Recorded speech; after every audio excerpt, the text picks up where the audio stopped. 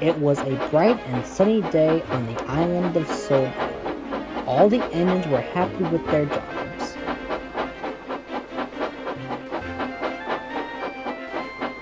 But Thomas was a little happier than usual. He was lost in thought, thinking of someone special. Later, Percy arrived. "Hello, Thomas. You seem happier than normal. Did you have a new coat of paint?" Percy chuckled. No, said Thomas slowly. "It's another reason." Percy didn't quite understand what Thomas meant. Percy wanted to talk with Ryan about it. "It's very simple," said Ryan. "Thomas is in love with another engine." He explained how special friends work. "Oh," said Percy cheekily. "I wonder who that may be." Later, Percy met Thomas again.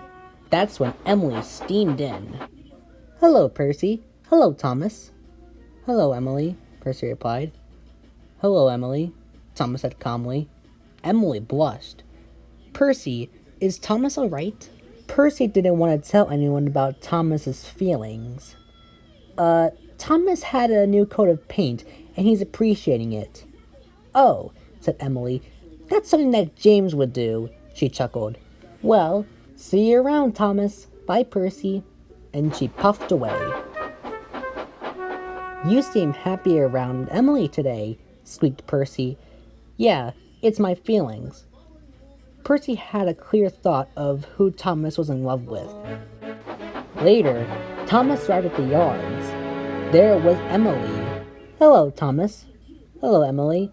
You need help?" "Oh, yes, indeed. I have a heavy goods train to pull." Thomas buffered up to the back of her train and started off.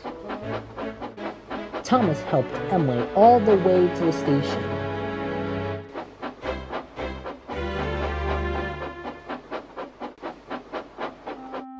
"Thank you, Thomas." "You're welcome," replied Thomas. "Hope to help you again." And Thomas steamed away to Knapford Station. Later, Thomas met Percy again. "How are you doing now, Thomas?" "Great," he said. "Are your feelings for Emily still around?" said Percy cheekily. Thomas felt embarrassed. "Well, yes. When do you plan to tell her how you feel?" "Never," replied Thomas angrily. But why?" asked Percy nervously. "Because I know that she'll say no to me. She deserves someone better, like James."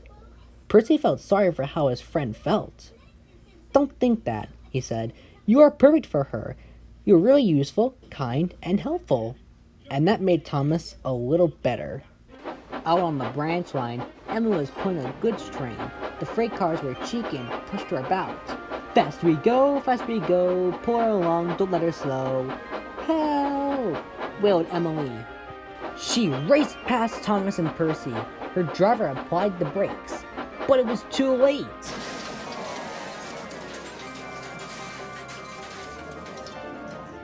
"Emily's in trouble!" exclaimed Thomas. "We need Rocky," said Percy. The two engines forged ahead to the accident. There laid Emily, dazed and surprised. "Never mind, Emily," said her driver. "Those freight cars are always cheeky." Thomas and Percy arrived. Rocky pulled the cars on the rails and Thomas pulled them away. Once the cars were on the rails, they lifted Emily back onto the rails.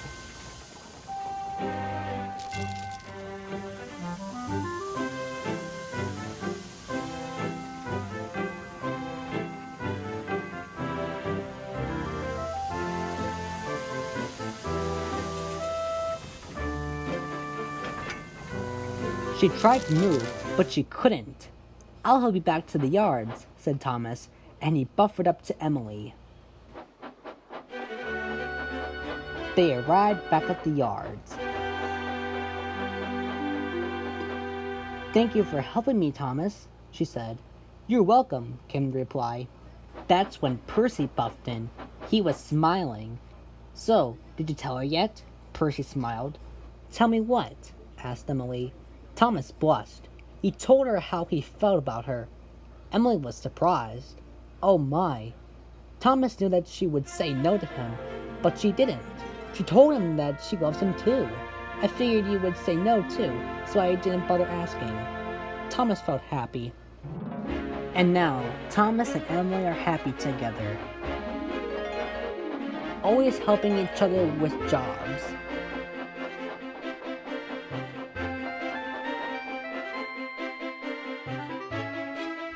And they always remember to say "I love you" to each other. And sometimes at night, they stay in a shed together, asleep and happy. I think that things will be different from now on. Don't you?